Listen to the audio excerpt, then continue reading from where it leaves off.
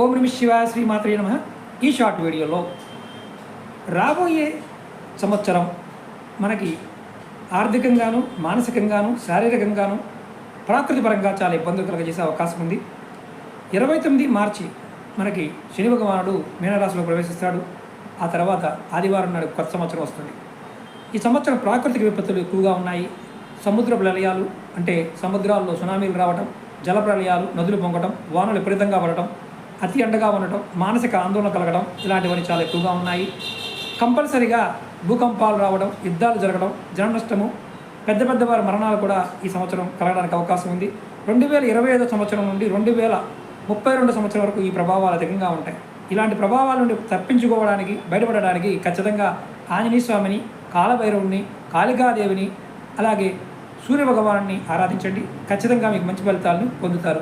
ఓం నమః శివాయ శ్రీమాత్రే నమః.